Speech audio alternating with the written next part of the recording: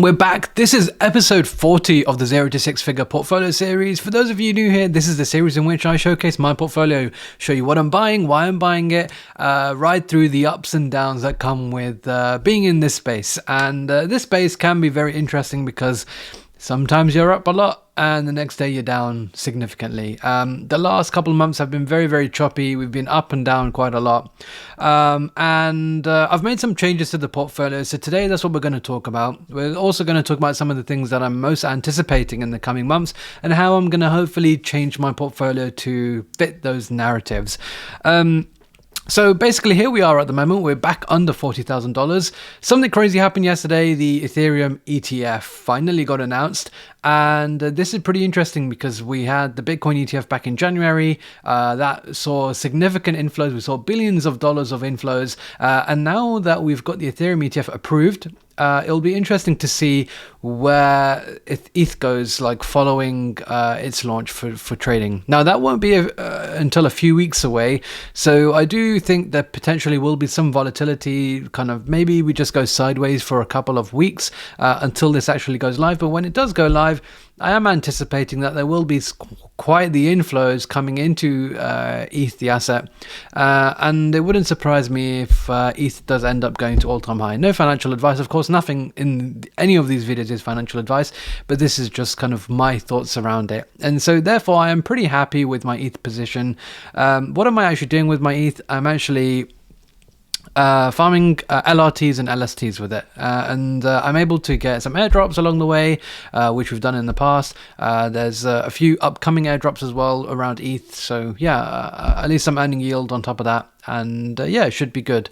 So I think ETH will continue to do well, and I think in addition to that, I'm expecting some ETH beta plays to also do well, and we do have a few in my portfolio already. We have Butterfly and we also have Polygon as well.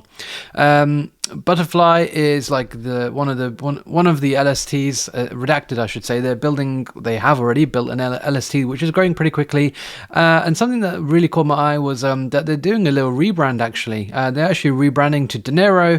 I did actually write a tweet about this, in which you can read on my Twitter, and they are doing kind of like a token split, stock split, wherever you want to call it, where this new token Dinero, so Butterfly, will get changed into Dinero 1 to 2000, and so we should see Dinero trading at like 0.14, so 14 cents a token when it does come out, or maybe 15 cents a token when it does come out, if we stay at this price. I believe this will be maybe a few months away, but it's going to be interesting to see. So yeah, I think this is my ETH beta play as well. So we do have plenty of ETH exposure, over 25%, 20% of the portfolio, if you include that small Matic position as well. So yeah, pretty good, and I'm happy with that for now. Not planning on changing anything. I actually increased this Butterfly position recently, so that's why you may see that my average buy has actually increased slightly, but either way, I'm staking it, I'm earning yield, so over time the average buy should actually go down.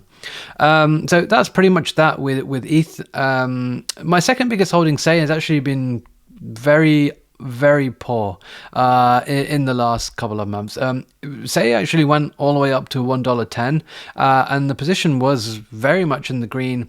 We're down on the position now, and on reflection, I think part of this could be because of the whole narrative around low market cap, high FDV tokens, low float, high FDV tokens, I should say.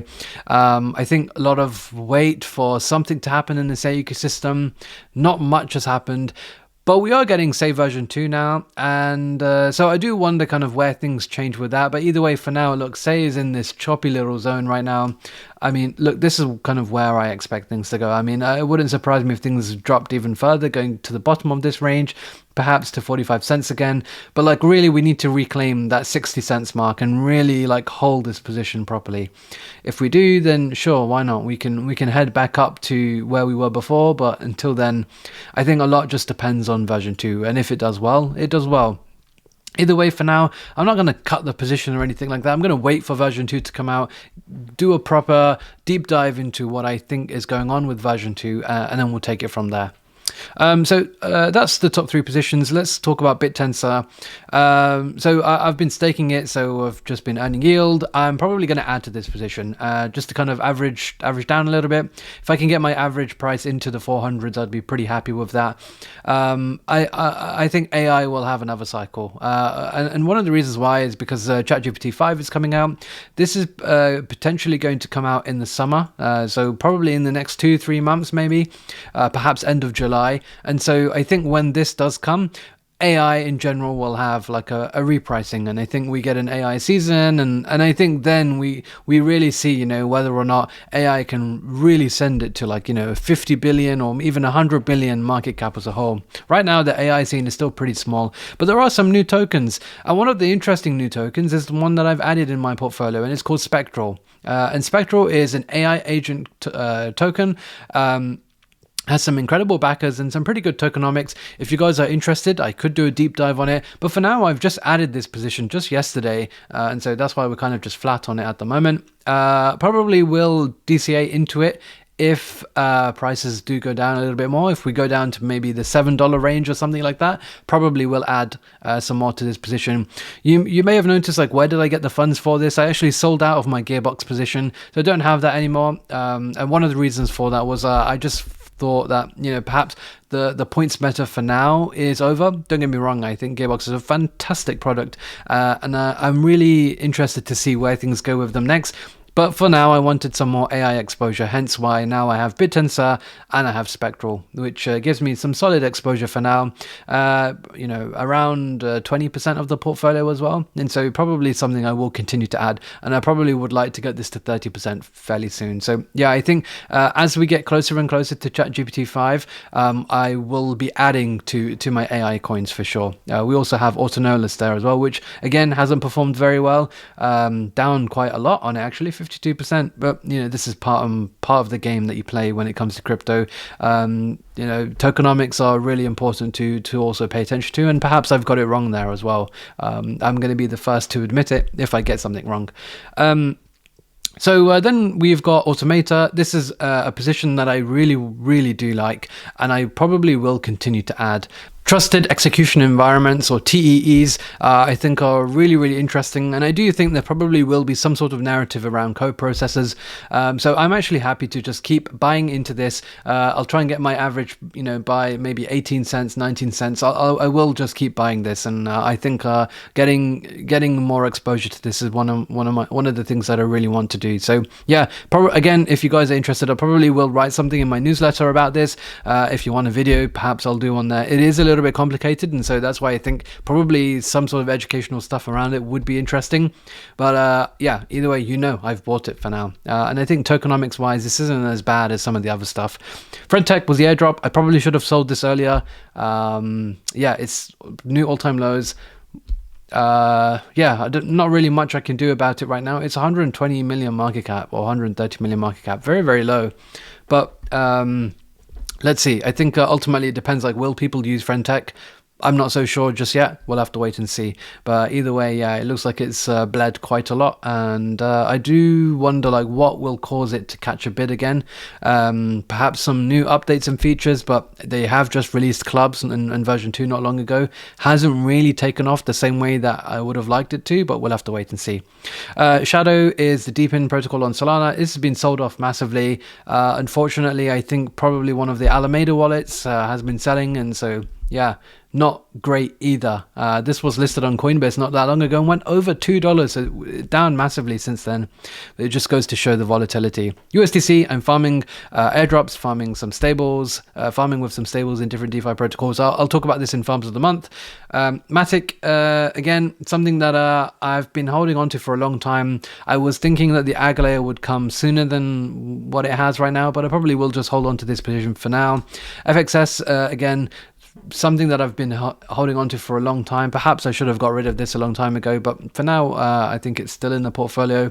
I think I do need to make a decision about what I'm doing with this exactly, but for now, there's nothing. Autonodes we talked about. Wormhole looks completely flat now, and I'm interested to see kind of when this will catch a little bit of a bid. When it does, I probably will get rid of it. Below, we're actually staking and kind of farming with, and we should hopefully get a nice airdrop when Blast comes out. And Mode, I'm actually staking at the moment just because it's not a massive position, and I think I probably will be able to maybe double this position with the future airdrop. So that's pretty much what's going on at the moment. Just wanted to give you guys a little bit of an update. We're like just under $39,000. I really do think that when you know, in the coming weeks and months, you know, if the market catches a bit overall, you know, this portfolio could literally double very quickly. I don't think that it will be that difficult whatsoever, but we'll have to wait and see. Obviously ETH is still like the number one holding, and kind of ETH exposure as a whole is my biggest, but I think definitely will be shifting that to AI. It just makes a lot of sense to me. So yeah, just this episode, I didn't really want to talk about too much other than just giving you an overview of what my holdings are at the moment. We've balanced them out between ETH and ETH ecosystem stuff with a bit of DeFi, AI, co-processors, we've got Deepin, we've got L2's exposure, and some modular stuff as well. A bit of everything really. I don't have gaming, but you know, I've said time and time again, that's not really my area of expertise, so what am I going to do there? But yeah, let me know what your thoughts are. Always interesting to hear. Smash the like button, subscribe to the channel, and of course we'll be back with episode 41 next time in due time.